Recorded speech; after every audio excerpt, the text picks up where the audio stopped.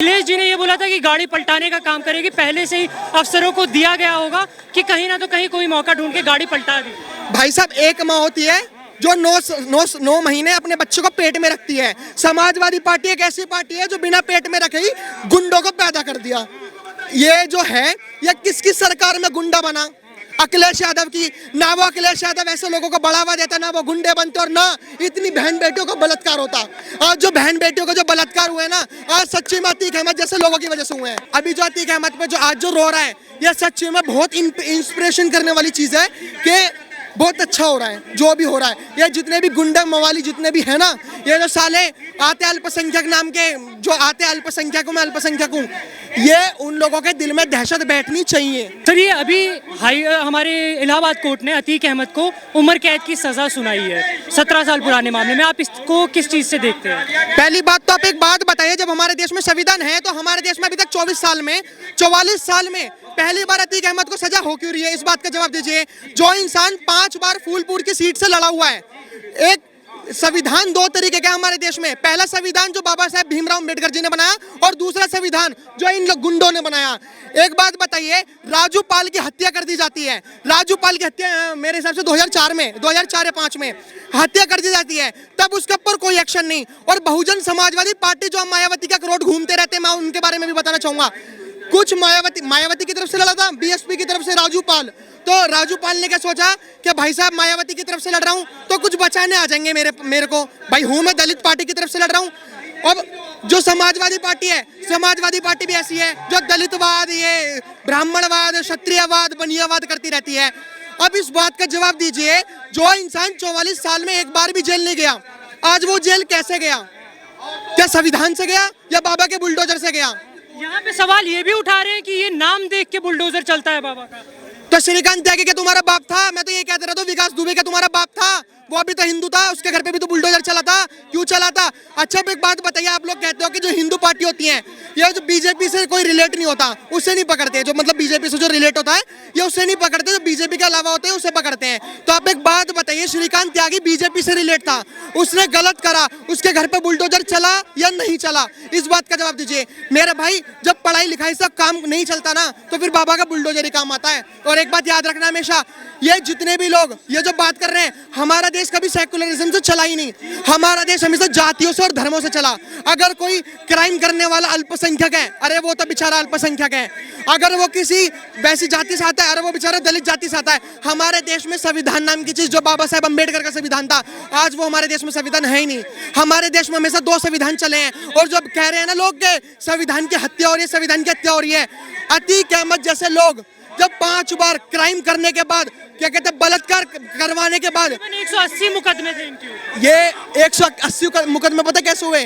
जो बड़ी बड़ी पार्टियां हैं, यही लोग केस करते हैं। जो बेचारे गरीब लोग होते हैं ना, वो केस नहीं कर पाते। ये सच्चाई है। तो हमारे देश में हमेशा यही हुआ है कि जो बड़े लोग होते हैं, बड़े लोगों पे कोई भी कार्रवाई नहीं हुई है। तो अभी जो अतीक अहमद पे जो आज जो रो रहा है, यह सच में बहुत इंस्पिरेशन करने वाली चीज है कि बहुत अच्छा हो रहा है जो भी हो रहा है। ये जितने भी गुंडा मवाली जितने भी है ना, ये जो साले आते अल्पसंख्यक नाम के जो आते अल्पसंख्यक हूँ, मैं अल्पसंख्यक हूँ, ये उन लोगों के दिल में दहशत बैठनी चाहिए। राज अब 2 तरीके का चल रहा है। अब चल रहा है, वैसे सच्ची बता तो संविधान राज, पहले नहीं चल रहा था संविधान राज। यहाँ पे सजा मिलने के बाद उमेश पाल के परिवार में उनकी बीवी और उनके माताजी ने ये बात बताई कि अतीक, उनका भाई और उनकी जो भी इसमें इंक्लूडेड थे, उनको इससे भी कड़ी साजवाई, फांसी होनी चाहिए, वरना ये जेल में बैठ के ऐसे काम दोबारा कर सकते हैं पैसे के दम पे। ये अतीक अहमद की बीवी कह रही है, उमेश पाल की बीवी ने ये बात कही। भाई साहब, दिल का दुख तो कहीं ना कहीं बयां होगा। हमेशा यूपी में यही आया है कि किसी के दिल में जो दर्द होता है ना, वो बयां कर ही नहीं पाता। क्यों नहीं कर पाता? भाई साहब, गुंडे ऐसे बयां करने नहीं देते। अब ये बताओ, उमेश पाल की बीवी जो बेचारे को अनाथ कर दिया, उसके जो बच्चे होंगे वो चले गए, क्या वो क्या कहते हैं उसको ला सकता वापस? नहीं ला सकता भाई। और ये जो पाल जो कर रहे हैं, वो भी तो ओबीसी समाज का था। जो सपोर्ट देते हैं ये कांग्रेस वाले समाजवादी पार्टी को, और ये जो रामचरितमानस जलाते हैं, ये लोग हमेशा कहते हैं कि SC ST ओबीसी और युवाओं को रोजगार देंगे। अबे सालो, तुम अपने ओबीसी के तो लोग बचा नहीं पा रहे हो। कभी पाल को मरवा रहे हो, तो कभी मोदी पे सारे मोदियों को चोर कह रहे हो। एक बार डायरेक्टली ये कह दो कि सारे ओबीसी चोर होते हैं। हम तो ये कह रहे हैं एक बार सारे ये कह दो सारे ओबीसी चोर होते हैं, अरे खुल के बोल दो। तो ये भाई सारी ये जितने भी हैं ये सब दोगलापन है, और ये दोगलापन योगी जी उतार रहे हैं। और ये सच बात है कि मैं बीजेपी पार्टी को तो वैसे सपोर्ट तो करता नहीं, मैं योगी जी को करता हूँ। और यकीन मानना, अगर योगी जी देश के प्रधानमंत्री हो गए और उन्होंने राष्ट्रपति भवन में ये कह दिया कि मैं योगी शपथ लेता हूँ, गारंटी है मुगलों में ये जो गूगल पे भी मुगल नहीं मिलेंगे, सच्चाई है, लिख के ले लेना। तो माँ आप जो माँ इस तरीके से वाकिफ रखते हैं कि योगी सरकार जो अच्छा काम कर रही है? हाँ, बहुत अच्छा काम कर रही है। देखिए, गेहूं के साथ गुण हमेशा पिसता है। अगर कानपुर में गलत बुलडोजर चला तो प्रशासन के ऊपर क्या कहते हैं FIR भी हुई, प्रशासन के ऊपर क्या कहते हैं केस मुकदमा भी हुआ। तो बहुत सारी चीजें होती हैं। अभी कुछ लोग आप जैसे, भाई मेरे को तो नहीं पता कि आप रवीश कुमार जैसे हो, BBC वाले हो, मेरी नजर में तो पत्रकार बिक चुके हैं। क्योंकि जो पत्रकार रवीश कुमार जैसे लोग कहते हैं कि हिंदू मुस्लिम कुछ नहीं होता, सबसे पहले आके उनकी जातियां पूछी जाती हैं। अगर तुम दलित कम्युनिटी से कितने भी बड़े हराम क्यों ना हो, तो तुम क्या कहते हैं बहुत अच्छे हो। और अगर कोई तुम ब्राह्मण कैटेगरी है, देखो पहली बात तो मैं खुद दलित कम्युनिटी से आता हूँ, मैं एक बात बता रहा हूँ एग्जांपल के लिए। अगर आप किसी बड़ी कम्युनिटी या जनरल कम्युनिटी से बिलोंग करते हो तो आप लोग आतंकवादी हो। मैं सेक्युलर आकाश जी, हाँ, मैं अपने नाम के आगे सरनेम इसलिए नहीं लगाता क्योंकि मेरे को डर लगता है कि ये लोग भगवा गुंडे ना कह दें। मुझे डर लगता है क्योंकि आज मैंने टीका पता नवरात्रि की वजह से लगा रखा है। अभी आपकी कुछ मंगलवार भी है? नहीं, मंगलवार की वजह से नहीं है, मैंने नवरात्रि की वजह से लगा रखा है क्योंकि मुझे डर लगता है कि अगर मेरे किसी ने सर पे टीका देखा है, किसी के भी सर पे टीका देखा, तो वो लोग भगवा गुंडे ना बता दें। सबसे बड़ी दिक्कत यह है, कल तक मुसलमानों को बताया जा रहा था आतंकवादी, तो मुसलमान अपने आप को डिफेंस करते रहे। अब हिंदुओं को गुंडा बताया जा रहा है, आतंकवादी गुंडा, जैसा मनीष कश्यप को देख सकते हो कि भगवाधारी गुंडा, उसके डिफेंस में कोई नहीं आ रहा। तो ये दोगलापन है। यहाँ पे सरकार भी पूरे फॉर्म में, विपक्षी दल भी पूरे फॉर्म में है। अखिलेश जी ने ये बोला था कि गाड़ी पलटाने का काम करेगी, पहले से ही अफसरों को दिया गया होगा कि कहीं ना तो कहीं कोई मौका ढूंढ के गाड़ी पलटा दी। भाई साहब, एक माँ होती है जो 9 महीने अपने बच्चों को पेट में रखती है। समाजवादी पार्टी एक ऐसी पार्टी है जो बिना पेट में रखे ही गुंडों को पैदा कर दिया। ये जो है, ये किसकी सरकार में गुंडा बना? अखिलेश यादव की। ना वो अखिलेश यादव ऐसे लोगों को बढ़ावा देता, ना वो गुंडे बनते, और ना इतनी बहन बेटियों को बलात्कार होता। आज जो बहन बेटियों को जो बलात्कार हुए ना, आज सच्ची माती अहमद जैसे लोगों की वजह से हुए हैं, तो ये माननी पड़ेगी। अभी जो अखिलेश यादव कर रहे हैं वो मतलब लोगों को बरगलाने का काम कर रहे हैं। हाँ बिल्कुल, अखिलेश यादव से यार क्या उम्मीद रख सकते हो जो रामचरितमानस को जला रहा है। हमारे देश में लोकतंत्र का मतलब पता क्या होता है? हमारे देश में लोकतंत्र का मतलब किसी धर्म ग्रंथ को जला दो। हमारे देश में लोकतंत्र वो होता है। आज जो लोग राहुल गांधी के सपोर्ट में खड़े हुए हैं कि लोकतंत्र बचाओ, लोकतंत्र बचाओ, तब तुम्हारा लोकतंत्र कहाँ चला गया? जब तो रामचरितमानस जलाई गई तब कहाँ चला गया?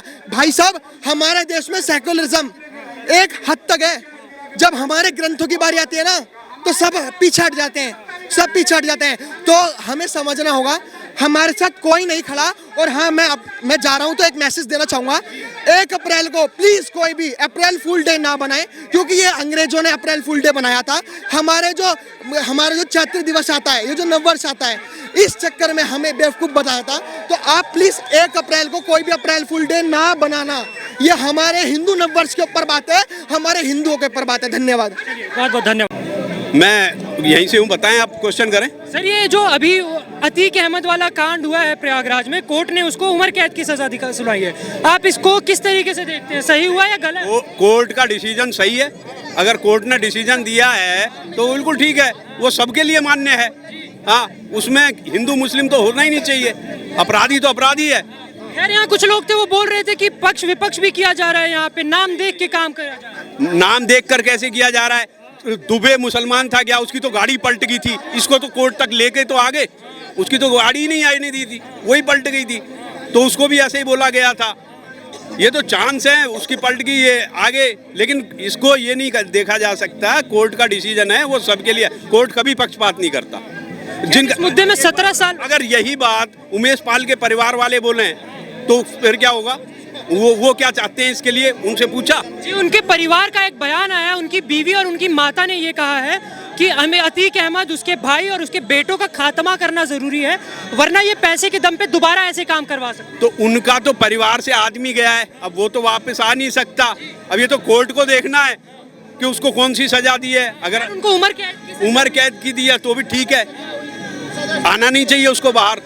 बिल्कुल, वो वैसे भी अंदर ही रहा है। ठीक है ना। तो अगर उसकी सजा मिली है, कोर्ट ने सजा दी है, तो इस पर क्वेश्चन नहीं किया जा सकता। कोर्ट का फैसला एकदम सही था। कोर्ट का फैसला हमेशा सही होता है, एकदम नहीं, हमेशा ही सही होता है, हमेशा ही सही होता है। हाँ, और इनके ऊपर ये भी आरोप कोर्ट का फैसला नहीं मानते तो फिर तो ये प्रणाली है ही नहीं, लोकतंत्र क्या रह गया फिर।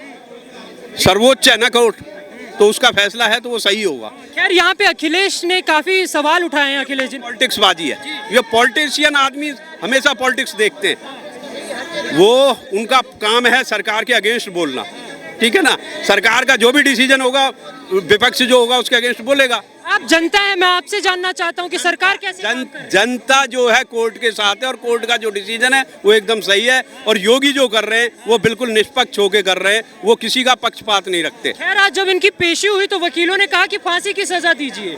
काफी विरोध भी हुआ इसका, काफी समर्थन भी किया लोगों ने कि फांसी की सजा। ये तो कोर्ट ने जो कर दिया उसके बारे में कोई टिप्पणी नहीं कर सकता। कोर्ट का डिसीजन आ गया, उसके आगे तो बोलने का मतलब ही नहीं है कुछ भी।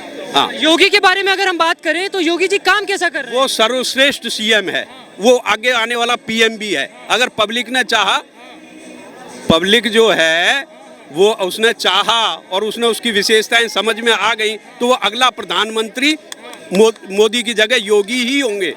योगी को प्रधानमंत्री? बिल्कुल, हम योगी को प्रधानमंत्री देखना चाहते हैं।